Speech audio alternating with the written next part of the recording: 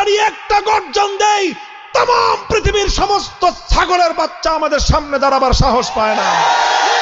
আল্লাহ পাক বাঘকে যেই শক্তি দিয়ে সৃষ্টি করেছেন, বাঘ যদি সেই শক্তি নিয়ে একবার মাঠে দাঁড়িয়ে যায়, ছাগলের দল মাঠে দাঁড়াবার কোশ্চিন গেলেও হিম্মত এবং সাহস পাবে না। দেখেন, এক লোক জঙ্গলে গেছে কাঠুরিয়া কাঠ কাটতে। তো জঙ্গল থেকে ফেরার সময় সে দেখে যে জঙ্গলের এক জায়গায় একটা বাচ্চা বাঘ পড়ে আছে, ছোট বাঘ। বাঘিনী হয়তো কোথাও গেছে শিকার টিকার করতে, ওই বাঘের বাচ্চাটা বাঘিনী থেকে তার মায়ের থেকে আলাদা হয়ে গেছে। এখন কাঠুরিয়া বাঘের বাচ্চা পাইছে, ছোট বাচ্চা, শখ করে এটাকে কোলে করে বাড়িতে নিয়ে আসছে। এখন বাঘের বাচ্চা তো বাড়িতে আনছে, কিন্তু বাঘের বাচ্চাকে খাওয়াইবে কি, পালবে কেমনে? এখন চিন্তা করতেছে যে বাঘের বাচ্চাকে পালা যায় কেমনে। এটা ছোট বাচ্চা, মায়ের সাথে থাকে, মায়ের দুধ খায়। এখন হঠাৎ তার মাথায় একটা বুদ্ধি আসলো যে আমার কাছে তো এই বাঘের বাচ্চার মা নাই, কিন্তু আমার ঘরে তো ছাগলের বাচ্চার মা আছে। কি আছে? কারণ ছাগল বিয়েছে, ছাগল আছে 2-3টা বাচ্চা। তো চিন্তা করলো দেখি তো এই বাঘের বাচ্চারে নিয়ে ছাগলের দুধ খায় কিনা। তো সে বাঘের বাচ্চাটার মুখ নিয়ে ছাগলের ওলানের মধ্যে লাগাই দিছে। তো ওলানে লাগাইতেই ওর মুখের মধ্যে ছাগলের ওলান থেকে দুধ আসছে। এখন বাঘের বাচ্চা তো দুধ খাওয়া শুরু করছে।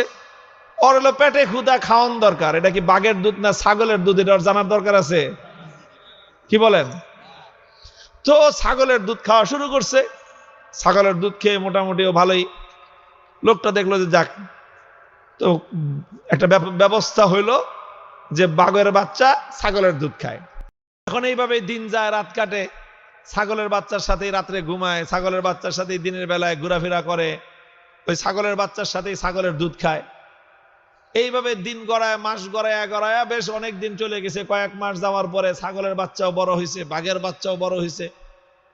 তো ছাগলের বাচ্চা একটু বড় হইলেই তো ছাগলের বাচ্চার মাথায় শিং গজায়, গজায় না?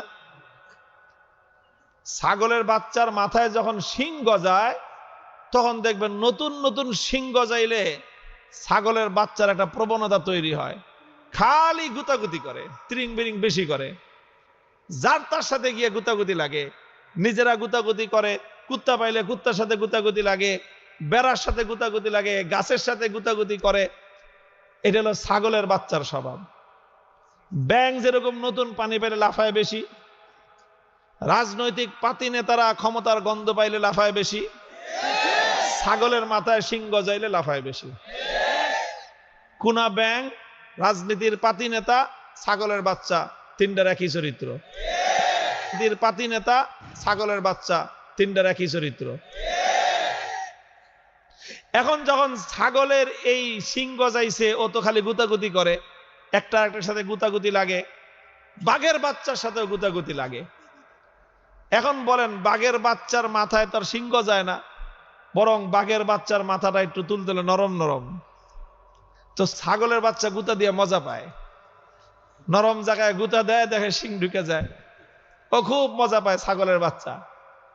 এখন বাঘের বাচ্চাও ছাগলের বাচ্চারে দেখা ও গুতা দিতে আসে, ও গুতা দিয়ে উল্টা ব্যথা পায়, কারণ ওর মাথায় তো কি নাই, শিং নাই। এখন বাঘের বাচ্চা খালি কান্দে আর আল্লাহর কাছে দোয়া করে যে আল্লাহ তুমি আমার 2টা শিং দাও। কি দাও? আচ্ছা আপনারা বলেন তো, বাঘের বাচ্চা কতদিন দোয়া করলে আল্লাহ শিং দিবে ওর মাথায়? ভাই, বাঘের বাচ্চা যদি কিয়ামত পর্যন্ত দোয়া করে, আর আমাকে বড় বড় হুজুরদেরকে দিয়ে যদি খতম পড়ায়, মিলাদ শরীফ পড়ায়, দোয়া করায় যে হুজুর দোয়া করে দেন আমি বাঘের বাচ্চা, আমার মাথায় তো শিং নাই, আল্লাহ যেন 2টা শিং দেয়, আল্লাহ দিবে শিং? আরে ভাই, বাঘের বাচ্চার মাথায় কি শিং হবে নাকি? কিন্তু বাঘের বাচ্চা তো বুঝে না, ও মনে করতেছে শিংয়ের মধ্যেই সব শক্তি। ছাগলের মাথায় যেহেতু শিং আছে এই জন্য ছাগল শক্তিশালী, আমার মাথায় যেহেতু শিং নাই এই জন্য আমি দুর্বল, এটাও ভাবে। এইভাবেই ওর দিন কাটে খুব দুঃখে যে মাথায় কি নাই, শিং নাই। তোর ছাগলের বাচ্চারা খুব মজায়, ওরে নিয়ে খেলে। ওরে পাইছে একটা বোকা, যেরকম নাদুস নুদুস বড় সড় শরীর, মাথায় নাই শিং, মারে গুতার কান্দেও। একদিন মাঠের মধ্যে এরকম ছাগল চড়তেছে, সব ছাগলের পাল মিলে এই বাঘের বাচ্চাটারে নিয়ে তামাশা করতেছে। একজনে মাথার মধ্যে গুতা মারে, ও কান্দে। পিছন দিক থেকে লেজের মধ্যে, পাছার মধ্যে আরেকজনে গুতা মারে, ও আবার ঘুরে দাঁড়ায়, পিঠের মধ্যে আরেকটা ছাগলে গুতা মারে। এই সব করতেছে, সব ছাগলের বাচ্চারা নাচতেছে আর বাঘের বাচ্চাটা কাঁদতেছে। দূর থেকে একটা বড় বাঘ এই দৃশ্যটা দেখছে। এই দৃশ্য দেখে তো বাঘ থক হয়ে গেছে। এই যেটা পড়লো কোন কলিকাল, ছাগলে চাটে বাঘের গাল। হ্যাঁ, এমন দিন আসলো যে ছাগলের বাচ্চার গুতা খেয়ে বাঘে কাঁদতেছে। কন এটা দেখে সহ্য হয় বাঘের? তো বড় বাঘটা সামনে আসছে ঘটনাটা দেখার জন্য। এটা কিরকম কাহিনী? ছাগলের এরকম সাহস যে বাঘের বাচ্চা নিয়ে তামসা করতেছে। তো এই আস্তে আস্তে বড় বাঘটা সামনে আসছে।